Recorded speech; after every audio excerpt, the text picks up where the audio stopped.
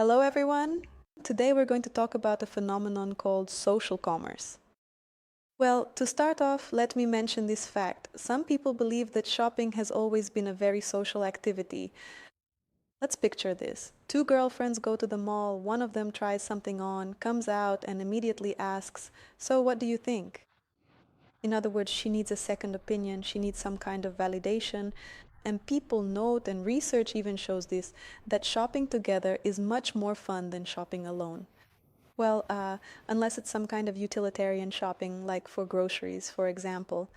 So you could say that social commerce isn't something that just appeared in recent years, but rather a phenomenon that has been with us for a very long time.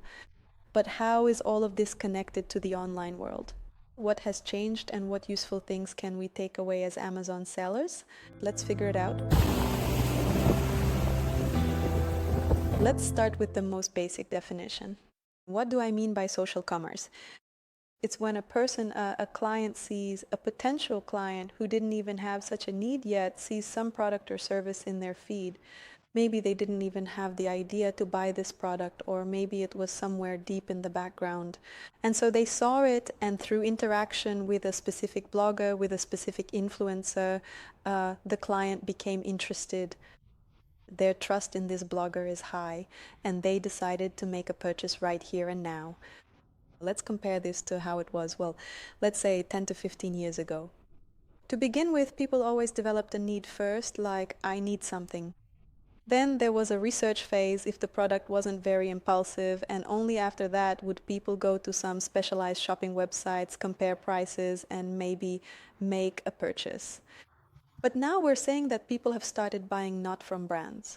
I'll be honest, for example, it's much harder to promote a brand's YouTube channel than a YouTube channel of some interesting person, even though the brand might also be pretty good. In reality, people don't really trust brands, they trust good people. If they see, oh, this person is likable, they use about the same products as I do, or I want to look and behave more like them, they really connect.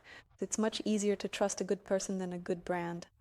So social commerce is when people buy from people, not like it used to be, when people bought from brands.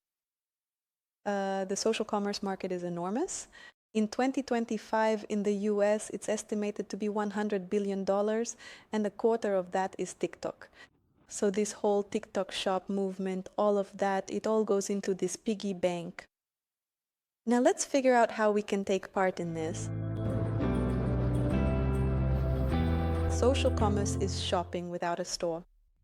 It's when a person, first of all, sees some product in the feed of their favorite social network. Secondly, instead of reading a dry text, they watch a live demonstration with a reaction from their favorite influencer. And thirdly, the potential customer sees people's reactions. Again, we are very social creatures. We really like it when we're not the only odd ones out, but there's a community around us. And honestly, it's much more fun to spend money when we're not doing it alone. There's nothing to be ashamed of. This is yet another argument in favor of the idea that, in this way, we can increase the average check because people tend to spend more money in a group than they would individually. There are 4 formats of social commerce in total. The first is shoppable video or shoppable posts. That is when customers click directly on a tag and make a purchase within the app without leaving the content they are consuming. The second is affiliate links, and this is something we use. Let's talk about this in more detail. The third is live streams. This is a very popular trend in China and the US when a blogger beloved by everyone does a review or streams on another topic live, but the product is featured as an accompanying element. This is currently booming, but we don't use it. If anyone does use it, please share. It's very interesting. For me, it's still something from the future. And the fourth method of this social commerce is sales through messengers. We also don't use this yet. Now let me take a moment to tell you all about how affiliate links work. Let's talk about affiliate links. There are entire platforms, also two-sided marketplaces that connect on one side influencers Influencers register there, specify the size of their channel, the topic, and what they are willing to do.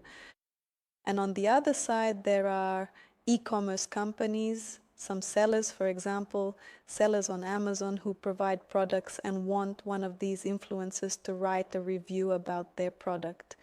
And accordingly, the platform connects influencers and those providing products for review. As the other party, as an Amazon seller, I can choose an influencer to my liking. They also charge different commissions there. Always keep in mind that you don't necessarily have to go for a blogger with millions of followers, because small niche blogs can work very well.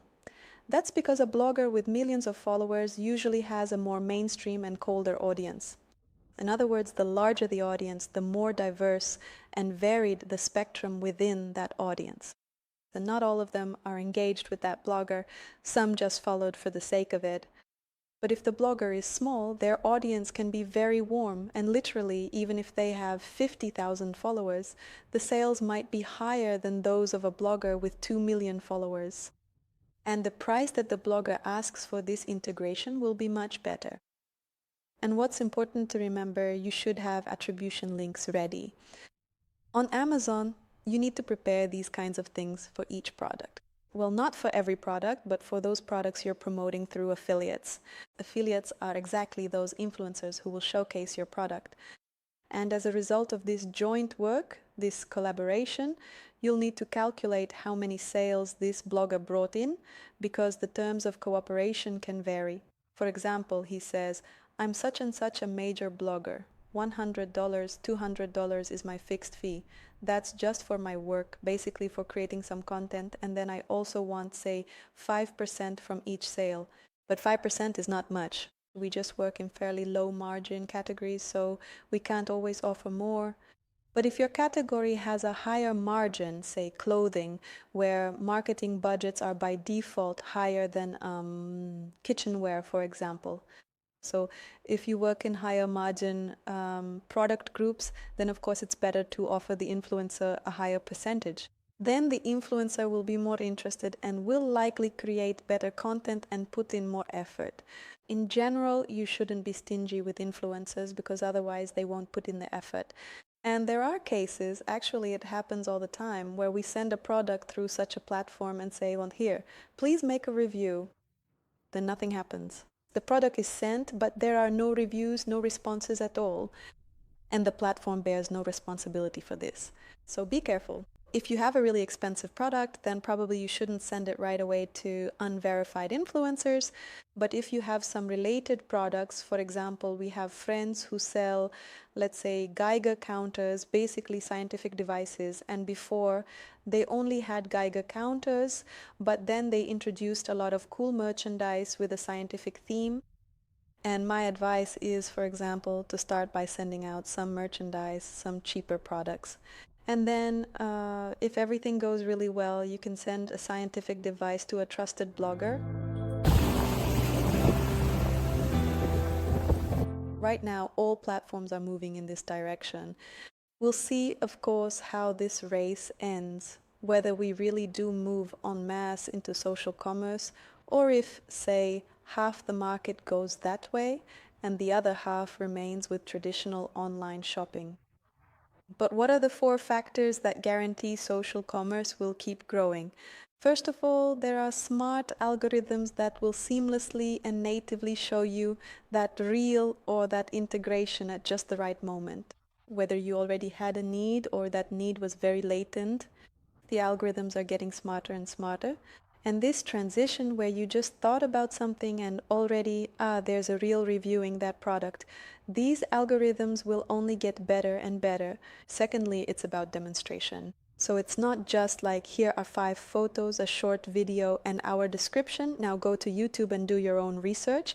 Instead, it's a real live review right here. Thirdly, of course, if I have a particularly strong personal attachment or attraction to the content creator, blogger, or social media influencer, then I am already at least 50% more inclined and likely to buy this product than if it were just coming from an anonymous or unfamiliar commercial brand. And then there's social proof.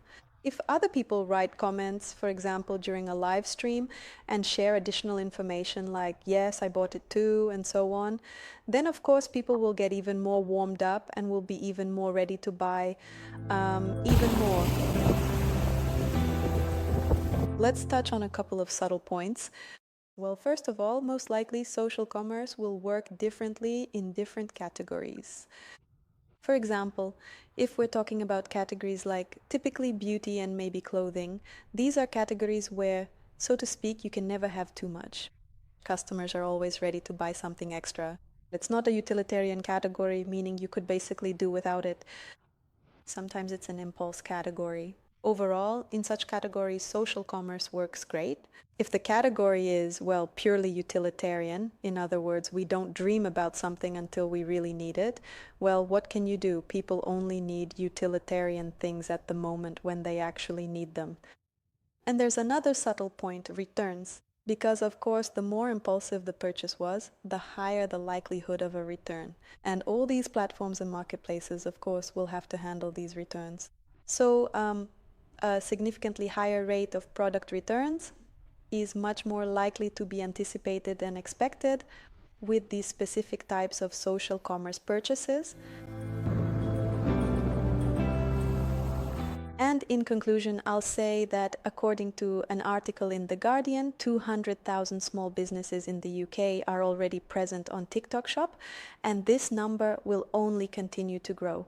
And that's just in the UK. In Great Britain, in the US, this number is much higher, and this leads us to the idea that small and medium-sized businesses, small brands, have a lot of chances and great opportunities to compete for customer attention compared to big brands.